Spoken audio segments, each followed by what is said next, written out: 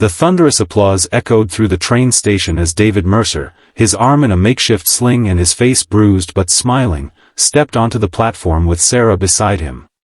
His 10-year-old daughter Emma rushed forward, throwing her arms around both of them as camera flashes captured the moment that would soon captivate millions. None of the cheering strangers knew the full story of what had transpired on that train, how an ordinary commute had transformed into a nightmare, how a single father had found courage he never knew he possessed, or how love had proven stronger than fear. But you're about to learn every heart-stopping detail. If you're moved by stories of ordinary people facing extraordinary circumstances, hit that like button now and subscribe to witness more incredible true stories of human courage and connection. David Mercer checked his watch for the third time in 5 minutes. The 7:15 train to Boston was running late, and his palms were sweating despite the autumn chill. At 42, he'd grown accustomed to the predictable rhythms of his life, waking at 5:30 a.m., preparing breakfast and lunch for Emma, dropping her at school, and commuting to his accounting job. Predictable, safe, controlled, exactly what he'd needed after losing his wife to cancer 6 years ago. But today was different. Today, Sarah would be waiting at South Station. They'd met 8 months ago at a parent-teacher conference for Emma's class. Sarah was the new 4th-grade art teacher with bright eyes and a laugh that made something long dormant stir in David's chest. Their relationship had progressed cautiously, with Emma's feelings at the forefront of every decision. This weekend would be their first overnight trip together, 3 days in a rented coastal cottage while Emma stayed with her grandmother. Final boarding call for the 7:15 express service to Boston crackled over the loudspeaker. David hurried onto the train, finding a window seat in the third car. He placed his overnight bag on the rack above and settled in, scrolling through his phone to the last message from Sarah, "Can't wait to see you. Look for me at the coffee shop inside the station. Red heart." The train lurched forward, beginning its journey through the Connecticut countryside toward Massachusetts. David watched as the familiar landscape of his small town gave way to stretches of forest beginning to show the first hints of autumn color. His thoughts drifted to Emma's reaction when he'd first introduced her to Sarah, the cautious assessment in his daughter's eyes, so much like her mother's, before she'd slowly warmed to the woman who now occupied an increasingly important place in their lives. "Ticket, sir?" David looked up to see the conductor, a heavy-set man with salt and pepper hair and a name tag reading, Frank. He fumbled for his mobile ticket, showing the QR code on his phone. "Boston?" Frank asked, scanning the ticket. "Yes, meeting someone there," David replied, unable to keep a small smile from his face. Frank nodded knowingly. "Special weekend?" "I hope so." The conductor moved on, and David returned to gazing out the window, watching the scenery blur as the train picked up speed. The car was about half full, a businessman typing furiously on a laptop, an elderly couple sharing sections of a newspaper, a young mother trying to entertain a restless toddler, a group of college students with backpacks and earbuds. Normal people on a normal Friday morning. An hour into the journey, David was startled from his thoughts by a commotion at the front of the car. A man had entered from the forward car and was shouting something David couldn't immediately make out. Passengers turned in their seats, expressions shifting from annoyance to confusion to alarm. "Everyone stay in your seats." The man's voice was unnaturally high, strained with tension. "This is not a drill." David's blood ran cold as he registered what the man was holding, a crude device with wires protruding from what looked like a vest beneath his open jacket. Behind him, another man entered the car, this one holding what appeared to be a handgun. "We've taken control of this train," the first man announced, his voice echoing in the suddenly silent car. "The conductor and engineer are secured. If everyone cooperates, no one needs to get hurt." David's mind raced, his heart hammering against his ribs. This couldn't be happening. Not today. Not when Sarah was waiting. Not when Emma needed him to come home. The second man, younger with a patchy beard and nervous eyes, moved down the aisle, instructing passengers to place their phones in a bag he carried. "No calls, no messages, no heroics, he warned. David's fingers tightened around his phone. His lifeline to Sarah, to Emma. The photo of his daughter smiling from the screen seemed to plead with him. With trembling hands, he quickly typed a message to Sarah before the man reached his row, "Train hijacked. Alert authorities. Tell Emma I love her." He hit send just as the bag was thrust in front of him. Phone. Now, the younger hijacker demanded. David dropped his phone into the bag, his mind already calculating, assessing. He'd always been the cautious one, the planner, the risk-averse single parent who chose safety over adventure every time. But now, trapped on a speeding train with 2 armed men and dozens of innocent lives at stake, including his own, David realized that caution might not be enough to get him back to the people he loved. The next 3 hours unfolded in a haze of terror and tension. The hijackers, who identified themselves only as Marcus and Denny, had moved all passengers into a single car, the third from the front where David had been sitting. The elderly, children, and a pregnant woman were allowed to sit, while others stood crowded in the aisles. Through fragments of overheard conversation between the hijackers, David pieced together that they were demanding the release of someone named Keller from a federal prison, along with safe passage out of the country. "They'll never agree to those terms," whispered the businessman who now stood pressed against David's shoulder. "These guys are amateurs. Look at how nervous the younger one is." David had noticed. Denny, the one with the patchy beard, kept wiping sweat from his forehead, his hand trembling slightly around the gun. Marcus, the older one with the explosive vest, seemed more composed but paced constantly, checking his watch and growing increasingly agitated as time passed without word from the authorities. "That makes them more dangerous, not less," David murmured back. "They didn't think this through." The businessman, who had introduced himself as Ray, nodded grimly. "No exit strategy. When they realize they're not getting what they want." He didn't need to finish the thought. David's mind was already racing through scenarios, each more terrifying than the last. The train had stopped on a stretch of track surrounded by dense woodland, far from any station or crossing. Through the windows, he could occasionally glimpse movement in the trees, police establishing a perimeter, he assumed. David's thoughts kept returning to Sarah waiting at South Station, probably frantic with worry by now if she'd received his message. And Emma, God, Emma. What would happen to her if he didn't make it off this train? The thought sent a surge of determination through him. He had to survive this. He had to get home. "I need to use the bathroom," announced an elderly woman seated near the front, her voice quavering. Marcus scowled. "Hold it." "I can't," she insisted, her dignity evident even in her fear. "I have a medical condition." After a tense moment, Marcus nodded to Denny. "Take her." 2 minutes.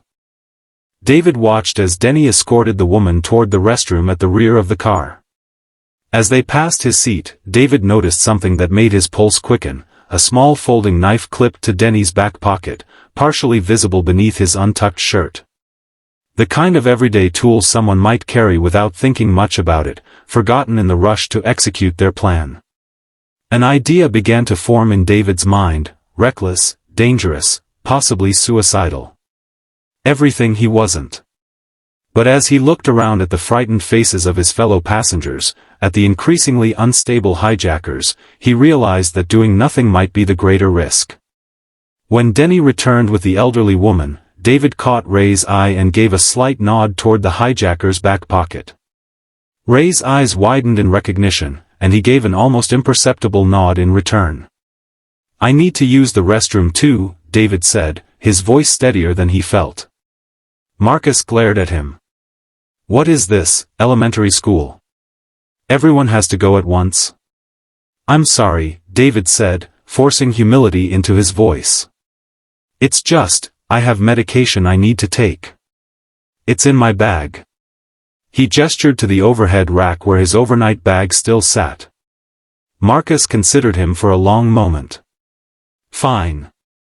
Denny, take him. As Denny approached, David stood slowly, careful to appear non-threatening. "My bag first?" he asked, pointing upward. Denny nodded, keeping the gun trained on David as he reached for his bag. David fumbled with the zipper, deliberately clumsy, letting a few items spill onto the floor: a paperback book, a toiletry kit, a prescription bottle.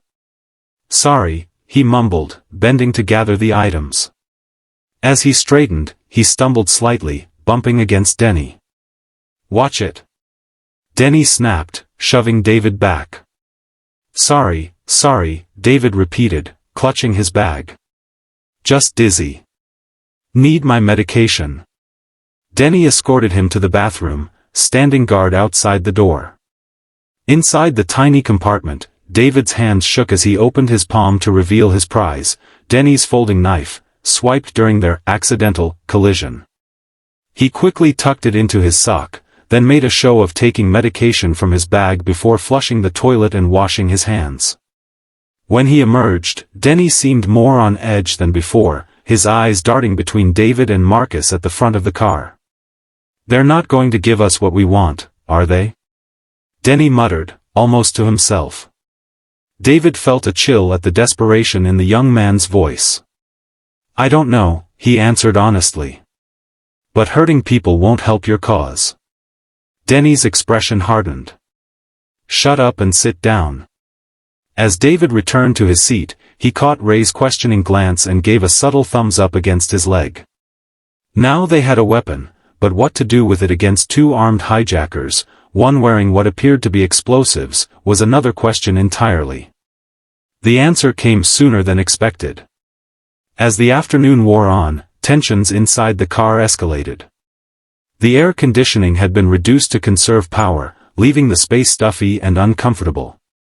Children were crying, people were growing restless, and the hijackers' nerves were visibly fraying. "It's been 5 hours." Marcus shouted into a phone he'd kept for communication with the authorities. "We want to see progress in the next 30 minutes or passengers start getting hurt." He slammed the phone down and turned to Denny. "Check the other cars again. Make sure no one's trying anything stupid." As Denny moved toward the front of the car, David realized this might be their only opportunity, separating the hijackers. He glanced at Ray, who seemed to read his thoughts and gave a slight nod. "I need to use the bathroom again," called a woman's voice from several rows back. "Please, I'm pregnant." Marcus swore under his breath. "Denny, take her first, then do the sweep." As Denny escorted the pregnant woman past David's seat, Ray suddenly lurched forward, clutching his chest and collapsing into the aisle directly in Denny's path. "Help!" Ray gasped. "My heart!" Passengers nearby reacted with genuine alarm, creating enough commotion that Marcus started moving toward them from the front of the car. "What's happening?" he demanded. "I think he's having a heart attack," David said, kneeling beside Ray, who was putting on a convincing performance, his face contorted in apparent agony. "Does anyone have aspirin?" David called out, using the distraction to slide the knife from his sock into his palm. Denny had lowered his gun slightly, attention divided between the medical emergency and the pregnant woman who stood nearby, looking genuinely frightened. Marcus pushed through the crowded aisle, shoving passengers aside. "Get back to your seats," he shouted. This could be a trick. It was now or never. As Marcus reached them, David lunged upward, driving the small knife into the side of Marcus's neck, not deep enough to kill, but enough to shock and disable. Marcus screamed, blood spurting between his fingers as he clutched at the wound. His explosive vest, David noted with relief, had no obvious detonator in his hand. Simultaneously, Ray sprang up with surprising agility for a man supposedly in cardiac distress, tackling Denny around the knees. The gun discharged with a deafening bang, the bullet shattering a window as passengers screamed and ducked for cover. David wrestled with Marcus, who was weakened but still dangerous. They crashed into seats, passengers scrambling to get out of the way. David had never been in a real fight in his life, but adrenaline and desperation lent him strength he didn't know he possessed. The vest, someone shouted. Be careful of the vest. David managed to pin Marcus face down, twisting the man's arms behind his back. Someone find something to tie him, he called out. A college student quickly offered his belt, while a woman contributed a scarf. Together, they secured Marcus's hands. Meanwhile, Ray and 2 other male passengers had subdued Denny, who had lost his gun in the scuffle. The pregnant woman, showing remarkable presence of mind, had kicked it down the aisle away from the struggle. Check the vest, David instructed, still breathing hard. Carefully. A former military man among the passengers cautiously examined Marcus's explosive vest while keeping him pinned. It's fake, he announced after a tense minute. Looks real enough to scare people, but it's just road flares and wires. No actual explosives. A collective sigh of relief swept through the car, followed by a spontaneous burst of applause. David sat back on his heels, suddenly aware of a sharp pain in his shoulder where he'd been slammed against a seat, and a warm trickle of blood from his eyebrow. You're hurt, said the pregnant woman, pressing a tissue to his face. I'm okay, David assured her, though he felt lightheaded now that the adrenaline was subsiding. Is everyone else all right? As passengers confirmed they were uninjured, Ray approached David, extending his hand. That was either the bravest or the craziest thing I've ever seen, he said, helping David to his feet. Thank you. David shook his head. I have a daughter waiting for me to come home. And someone special waiting in Boston. The thought of Sarah sent a fresh wave of worry through him. Does anyone have a phone? The authorities need to know the situation's contained. One of the college students produced a phone she'd hidden in her shoe. Already on it, she said, speaking rapidly to emergency services. Within 20 minutes, the train was surrounded by police and SWAT teams who boarded cautiously, securing the hijackers and evacuating passengers. David gave his statement to a serious-faced FBI agent, explaining how he'd managed to disarm Denny and subdue Marcus. You took an enormous risk, Mr. Mercer, the agent told him. But you likely saved a lot of lives today. These men were growing increasingly unstable. David was examined by paramedics, who cleaned the cut on his eyebrow and determined his shoulder was badly bruised but not dislocated. As he sat on the edge of an ambulance at the makeshift command post that had been established near the tracks, a police officer approached. Mr. Mercer? There's someone here who's been very persistent about seeing you. David looked up to see Sarah pushing past a barricade, her face tear-streaked but determined. Behind her, to his astonishment, was Emma, clutching her grandmother's hand. David! Sarah cried, running toward him. He stood just in time to catch her in his arms, wincing at the pain in his shoulder but holding her tightly nonetheless. I got your message, she sobbed against his chest. I called the police, then your mother-in-law. We've been here for hours. They wouldn't tell us anything except that there was a situation on the train. Dad! Emma broke free from her grandmother and flung herself at him. David knelt, gathering his daughter into his arms, breathing in the familiar scent of her strawberry shampoo. Hey, Emma Bear, he whispered, his voice breaking. I'm okay. Everything's okay now. They said you were a hero, Emma said, her eyes wide as she touched the bandage on his eyebrow. That you stopped the bad guys. David glanced up at Sarah, who was watching them with tears streaming down her face. I just did what I had to do to get back to you, he told Emma. To both of you. As they walked toward the waiting area where